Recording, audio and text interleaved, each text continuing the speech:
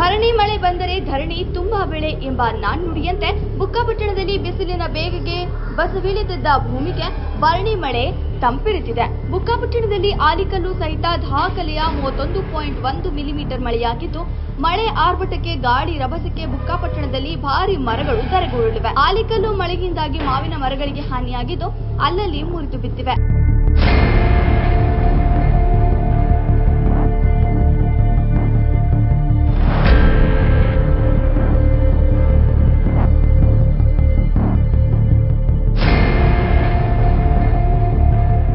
ಬುಕ್ಕಾಪಟ್ಟಣದ ಪ್ರಥಮ ದರ್ಜೆ ಕಾಲೇಜು ಆವರಣದಲ್ಲಿ ಅರಳಿ ಮರ ಒಂದು ಮುರಿದು ಬಿದ್ದಿದೆ.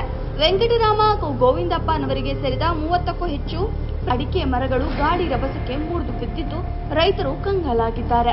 ಮಾರುತಿ ನಗರದ ಬಳಿ ತಾಲೂಕು ಪಂಚಾಯತ್ ಮಾಜಿ ಅಧ್ಯಕ್ಷರಾದ ಬಿಆರ್ ಮಂಜುನಾಥ್ ರವರ ತೋಟದಲ್ಲಿ ತೆಂಗಿನ ಮರವೊಂದು ಗಾಳಿ ರಭಸಕ್ಕೆ ಬಿದ್ದು ಹೋಗಿದೆ. ಜಯಲಕ್ಷ್ಮಮ್ಮ ಬಿನ್ ನಾಗಣ್ಣರವರ 22ಕ್ಕೂ ಹೆಚ್ಚು ಅಡಿಕೆ ಮರಗಳು ನೆಲಕ್ಕುರುಳಿವೆ. ಹೊಸಪಾಳ್ಯ ರಂಗನಾಥ್ ರವರ ತೋಟದಲ್ಲಿ 30ಕ್ಕೂ ಹೆಚ್ಚು ತೆಂಗು ಹಾಗೂ ಅಡಿಕೆ ಮರಗಳು ಬಿದ್ದು ಹೋಗಿದ್ದು, ಬುಕ್ಕಾಪಟ್ಟಣದ ಶಿವಕುಮಾರ್ ಬಿನ್ ಪ್ರಕಾಶಪ್ಪನವರ ಜಮೀನಿನ 52ಕ್ಕೂ ಹೆಚ್ಚು ಅಡಿಕೆ ಮರಗಳು ನೆಲಕ್ಕುರುಳಿವೆ. ಹೊಸಪಾಳ್ಯದ ಶಿವರಾಮಯ್ಯ ಬಿನ್ ಬಂಡಪ್ಪ ಹೊಸಪಾಳ್ಯ 3 ತೆಂಗಿನ ಮರಗಳು, 25 ಅಡಿಕೆ ಮರಗಳು ಗಾಳಿ ರಭಸಕ್ಕೆ ಮುರಿದು ಬಿದ್ದಿದ್ದು, ಇನ್ನೂ ಹೆಚ್ಚಿನ ರೈತರ ಜಮೀನುಗಳಲ್ಲಿ ಅಡಿಕೆ ಹಾಗೂ ತೆಂಗಿನ ಮರಗಳು ಗಾಳಿ ರಭಸಕ್ಕೆ ಬಿದ್ದು ಹಾನಿಯಾಗಿವೆ.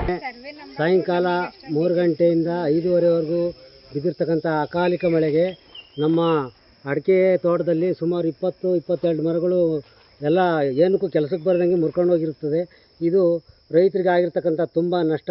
ಸರ್ಕಾರ ಇದ್ರ ಬಗ್ಗೆ ತೀವ್ರವಾದ ಗಮನ ಹರಿಸಿ ಸೂಕ್ತವಾದ ಪರಿಹಾರನ ಎಲ್ಲ ರೈತರಿಗೂ ಕಲ್ಪಿಸಿಕೊಡಬೇಕಾಗಿ ತಮ್ಮಲ್ಲಿ ಮನವಿ. ಸ್ಥಳಕ್ಕೆ ಬುಕ್ಕಾಪಟ್ಟಣ ಪ್ರಭಾರ ಕಂದಾಯ ಅಧಿಕಾರಿ ಪವನ್ ಕುಮಾರ್, ಗ್ರಾಮ ಲೆಕ್ಕಾಧಿಕಾರಿ ಶ್ವೇತಾ, ಸಹಾಯಕ ತೋಟಗಾರಿಕೆ ಅಧಿಕಾರಿ ಸವಿತಾ ಸೇರಿದಂತೆ ಹಲವು ಅಧಿಕಾರಿಗಳು ಭೇಟಿ ನೀಡಿ ಪರಿಶೀಲನೆ ನಡೆಸಿದ್ದಾರೆ. ಸ್ಟಾರ್ಟ್ ಆಗಿದ್ದು ಗಾಳಿ, ಸಿಕ್ಕಾಪಟ್ಟೆ ಗಾಳಿ ಬೀಸಿದ್ರಿಂದ ರೈತರಿಗೂ ಎಷ್ಟು ಕಷ್ಟಪಟ್ಟು ಬೆಳೆ ಬಂದಿರ್ತ ಗಿಡ ಅದು ಮುಟ್ಕೊಂಡು ಹೋಗಿದ್ದು ಭಾಳ ಅನಾಹುತ ಆಗಿದೆ.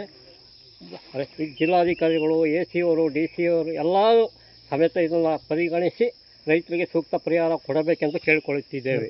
ಸುಮಾರು ದೊಡ್ಡ ತೋಟಗಳಲ್ಲಿ ಸುಮಾರು 50-60 ಮರಗಳು ಬಿದ್ದೋಗಿವೆ. ಈಗ ನೀವು ಮೆನ್ಷನ್ ಮಾಡೋದಾದ್ರೆ ಯಾರ್ಯಾರ್ದು ಆಗಿರ್ಬೋದು? ಈಗ ನಮ್ಮದಲ್ಲಿ ವೆಂಕಟರಾಮ ತೋಟದಲ್ಲಾಗಿದೆ.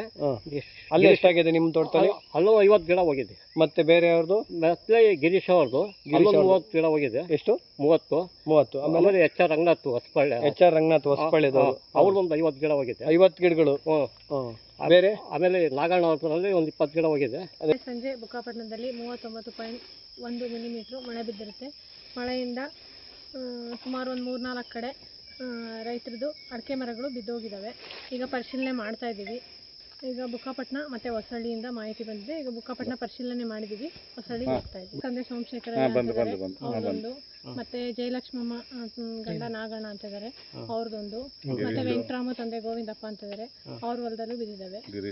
ಕುಮಾರ್ ತಂದೆ ಜಯಪ್ರಕಾಶ್ ಅವ್ರದ್ದು ಸಮೇತ ಅವ್ರ ಹೊಲದಲ್ಲೂ 23 ಗಿಡಗಳು ಬಿದ್ದಿದ್ದಾವೆ. ಪರಿಶೀಲನೆ ಮಾಡಿದ್ದೀವಿ.